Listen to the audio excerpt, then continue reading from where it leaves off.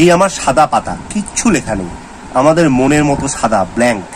এই মনের মতো, মনের পাতা যেমন সাদা হয়, হ্যাঁ, মনে আপনি যা লিখবেন, খারাপ কাজ লিখলে খারাপ হবে মন, ভালো কাজ লিখলে ভালো হবে মন, ঠিক পাতাও তাই, সাদা পাতা। সাদা পাতার বৈশিষ্ট্য হচ্ছে আপনি এখানে যা ইচ্ছা লিখতে পারেন, এখানটাতে আজে বাজে কথাও লিখতে পারেন, আবার ভালো ভালো অঙ্কও লিখতে পারেন, তো সেটা আপনার উপর ডিপেন্ড করছে। তো এই সাদা পাতা নিয়ে নিয়েছি, তার একটা কারণ আছে। আমি একটা ছোট্ট গল্প আজকে বলবো, একটা অন্য রকমের গল্প, ইন্টারেস্টিং গল্প, দুই বন্ধুর গল্প। দুই বন্ধুর মধ্যে বেট হয়েছে। তো এক বন্ধু বলছে, আমি যা যা প্রশ্ন করবো অঙ্ক রিলেটেড, তুই যদি পারিস প্রত্যেকটা কোশ্চেন পারলে 100 টাকা করে দেবো, আর তুই যদি না পারিস তুই আমাকে 200 টাকা ফেরত দিবি। বলো ঠিক আছে চলো, দিয়ে শুরু হলো। এক বন্ধু অপর বন্ধুকে বললো, চল x+1 = 0 এটাকে সমাধান করে দেখা, মানে এক্স এর মান বের করে দেখা।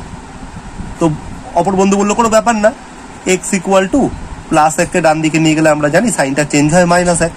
এখানে বলে রাখি, হ্যাঁ, কোন সংখ্যা ধরুন 1 আছে, 1-এর আগে প্লাস আছে, তো +1 কে ডান দিকে নিয়ে গেলে -1 হবে, বাদিকে -1 টাকে ডান দিকে নিয়ে গেলে সেটা +1 হয়।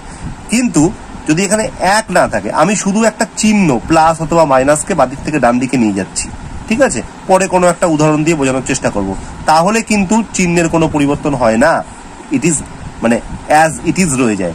প্লাস থাকলে ওদিকে নিয়ে গেলে সেটা প্লাসই থাকে, মাইনাস থাকলে ওদিকে নিয়ে গেলে সেটা মাইনাসই থাকে, সংখ্যা ছাড়া, শুধু চিহ্নকে নিয়ে গেলে। তো পেরে গেল, 100 টাকা পেয়ে গেল। বন্ধু বলল, ঠিক আছে তুই এত চালাক, নে এটা এটা এটা কর দেখি, x-1 = 0, ঠিক আছে, এটা কর। বললো হ্যাঁ কোনো ব্যাপার না, x = 1। আরে ছি ছি ছি ছি, তুই সবই পেরে যাচ্ছিস, আমার টাকা লস হয়ে যাচ্ছে। আচ্ছা এটা কর, x² + 1 = 0। বললো হ্যাঁ এটাও কোনো ব্যাপার না, তাহলে x² = -1। তাহলে x এর মান বের করতে দিয়েছে, x² এর তো নয়, তাহলে বর্গ থাকলে তুলতে গেলে সেটাকে ডান দিকে বর্গমূল করতে হয়, ঠিক আছে, তাহলে √(-1)। তো বললো হ্যাঁ, কি হলো এটা, √(-1) এর অ্যান্সার কত? বললো -1।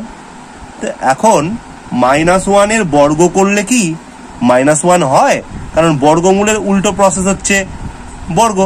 তাহলে -1 এর বর্গমূল করলে যদি -1 হয়, তাহলে -1 যে অ্যান্সারটা এলো তার পুনরায় উল্টো প্রসেস, অর্থাৎ বর্গ করলে নিশ্চয়ই এই -1টা পাওয়ার কথা। কিন্তু -1 এর স্কোয়ার করলে বা বর্গ করলে -1 হয়। বললো তাহলে +1 হবে।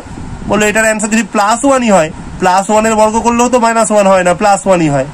তাহলে -1 এর বর্গমূল কত? ঠিক এখান থেকেই শুরু হলো সমস্যা। এই সংখ্যাটাকে বলা হয় আই, মানে ইমাজিনারি নাম্বার বা কমপ্লেক্স নাম্বার, জটিল রাশি। এখান থেকেই অঙ্কের একটা নতুন চ্যাপ্টার তৈরি হলো, কমপ্লেক্স নাম্বার বা জটিল রাশি।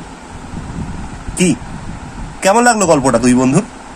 আমার বানানো গল্প, এর সঙ্গে আসলের কোনো সম্পর্ক নেই, কিন্তু জাস্ট মনোরঞ্জনের জন্য একটা গল্পের মাধ্যমে আমি সেটা আপনাদের কাছে তুলে ধরলাম। যদি ভালো লাগে গল্পটা, তাহলে নিজের বন্ধুদের মধ্যেও এই ধরনের ভিডিওকে আরো শেয়ার করে দিন।